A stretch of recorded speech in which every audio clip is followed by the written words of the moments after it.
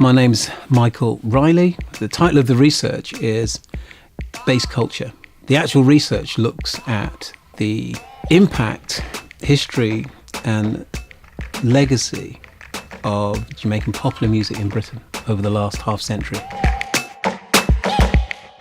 My journey to this point is that of a practitioner, an artist, a vocalist, a music producer, all of that culminating to generate a particular perspective and relationship to the music industry.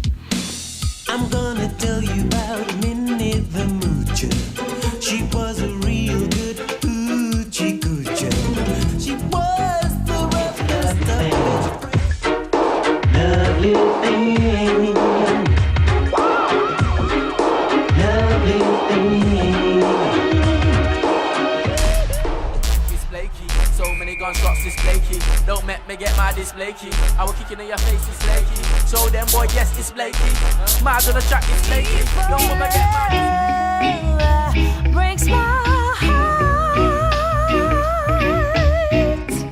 I started out in a Birmingham reggae band called Steel Pulse. It generated a particular experience and relationship to politics, to music, and my sense of Britishness. How did we get here in terms of a music community in Britain is often viewed through quite a narrow lens. Internationally, we're known as the centre of pop music. We have a strong rock presence, a folk presence. What we know less about are the contributing components to that. What are the key catalysts within that process? And historically, we have to look at the makeup of the British community. And a key contributor, key constituents, is the Caribbean community in Britain. Everyone assumes this relationship is a Caribbean-London relationship, but it's much more complex than that. And as we move further down the 21st century, we're seeing that that Caribbean relationship is morphing into a Caribbean, London, African, European relationship. In terms of the outputs that are attached to the project, we have 2 symposiums and a major exhibition.